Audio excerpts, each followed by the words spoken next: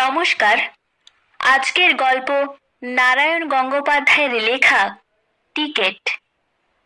গোপেশবাবু পাগল হয়ে গেলেন। পাগল হওয়ার পাত্রও তিনি নন, বলাই বাহুল্য। খুব ঠান্ডা মাথার লোক, বেজায় হিসেবি। আর এতই হিসেবি যে বাড়ির চাকর বাজার করে এনে 5 পয়সার হিসেব ভালো করে দিতে পারেনি বলে তার মাস মাইনের 3 টাকা কেটে তাকে তাড়িয়ে দিলেন তিনি। যেমন অগাধ টাকা তেমনি কৃপণ। এক জোড়া জুতোয় 5 বছর চলে, একটি জামায় 1 বছর। ছেলে সস্তায় একটা গোটা ইলিশ কিনে এনেছিল বলে রেগে আগুন। হ্যাঁ, একটা আস্ত ইলিশ 5 টাকা দিয়ে? তুই তো আমায় ফতুর করবি দেখছি। বেরো, এক্ষুনি বেরিয়ে যা বাড়ি থেকে।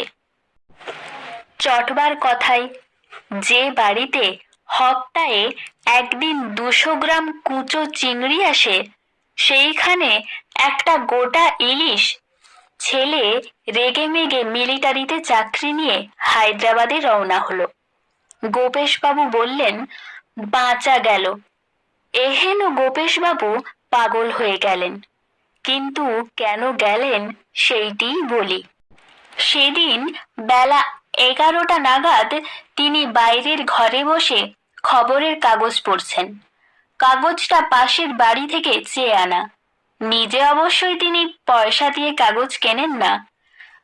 এমন সময় একটি লোক, গায়ে ময়লা হাফ শার্ট, মাথায় ঝাগড়া চুল, পরনে হাঁটু পর্যন্ত ছোট ধুতি এবং পায়ে জুতো নেই, রং ঘোর কালো, রোগা চেহারা।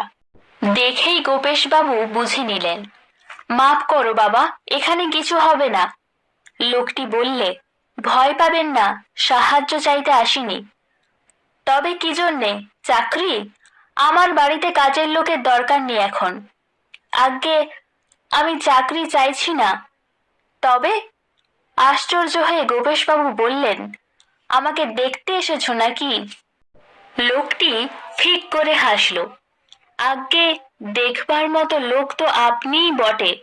করতেন ফুটপাতে আলু বিক্রি, এখন 7খানা বাড়ির মালিক। একেই বলে কর্মবীর। আপনার মতো লোককে দেখলেও পুণ্যি হয়। গোপেশবাবু ভাবলেন, খুশি হওয়া উচিত, কিন্তু ফুটপাতে আলু বিক্রির কথাটা মনে করিয়ে দেওয়া তার ভালো লাগলো না। বললেন, ঠিক আছে ঠিক আছে, দর্শন তো হলো, এবার কেটে পড়ো। সে বললে, জলেই জল বাড়ে, টাকায় টাকা আনে। একখানা লটারির টিকিট কিনবেন স্যার? আপনি কপালে লোক, নির্ঘাত পেয়ে যাবেন।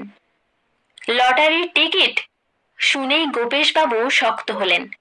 তিনি এইসবে বিশ্বাস করেন না, আর কোনো কারণ নয়। তার ধারণাগুলো স্রেফ থাপ্পাবাজি। ওদের সব নিজেদের লোকের সঙ্গে সাথ থাকে, তাদেরই দিয়ে দেয়। আর যত বোকারা আশায় আশায় টিকিট কিনে টাকা নষ্ট করে। ও, তুমি বুঝি লটারির এজেন্ট? দোকানে বসিয়ে কুলোই না, তাই বাড়ি বাড়ি হানা দাও? যাও যাও, ওসবের মধ্যে আমি নেই। না স্যার, আমি এজেন্ট নই। কাল 1 টাকা দিয়ে এটা কিনেছি, কিন্তু বেকার লোক স্যার। আজ দেখছি এবেলা যে 2খানা রুটি কিনে খাবো, তারও সংস্থান নেই। সেই টিকিটটা আপনাকে বেচতে চাই। পকেট থেকে একটা টিকিট বের করলো, X588। লটারির টিকিট আমি কিনবো না, বেরো। স্যার, রাস্তার গণৎকার বলছিল এটা লাকি নাম্বার, লাগবার চান্স আছে। আপনি কপালে লোক, পেয়ে যাবেন। নিয়ে নিন, X588। রাস্তার গণৎকার? জোচ্চোর! স্যার, অত অবিশ্বাস করতে নেই। কিসে যে কি হয় বলা যায় না। নিতান্তই খিদের জ্বালায় এটা আপনাকে বেচতে এসেছি। বেশ, 1 টাকা না দেন, 12 আনাই দিন। বেরো। আজ্ঞে, 8 আনা, 6 আনা, অন্তত 4 আনাই দিন তাহলে। খিদেই ভারী কষ্ট পাচ্ছি sir. Get out, get out! ঘর ফাটিয়ে চিৎকার করলেন গোপেশবাবু। লোকটা হক চকিয়ে নেমে গেল রাস্তায়। ঠিক 17 দিন পর, ঠিক বেলা 11টা, পাশের বাড়ি থেকে চেয়ে আনা কাগজটা পড়তে পড়তে হঠাৎ প্রবল একটি লাভ। সেই লটারির ড্র এবং প্রথম প্রাইজ 3,00,000 টাকা। X58,807। অবশ্য 588 পর্যন্ত শুনেছিলেন গোপেশবাবু। লোকটাকে আর পাত্তাই দেননি। কিন্তু কে বলতে পারে যে তারপরে 07 ছিল না, আর রাস্তার গণৎকার বলেছিল লাকি নাম্বার। লোকটা বলেছিল আপনি কপালে লোক পেয়ে যাবেন। গেল গেল গেল আমার 3,00,000 টাকা! ঢুকরে কেঁদে উঠলেন গোপেশবাবু। দৌড়ে এলো বাড়ি শুদ্ধ লোক। চেঁচাতে চেঁচাতে রাস্তায় বেরুলেন গোপেশবাবু। ধরো, খোঁজো সেই লোকটাকে। খাকি হাফ শার্ট, রং কালো, রোগা, খেতে পায় না।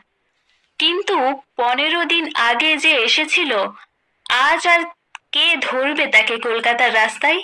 বরং গোপেশবাবুকে জাপটে ধরতে হলো সবাইকে, নইলে একটা ডবল ডেকারের তলায় চাপা পড়তেন ভদ্রলোক। মুখে ফেনা তুলে চেঁচাচ্ছেন তখনও, ধরো লোকটাকে, আমার 3,00,000 টাকা নিয়ে পালিয়ে গেল।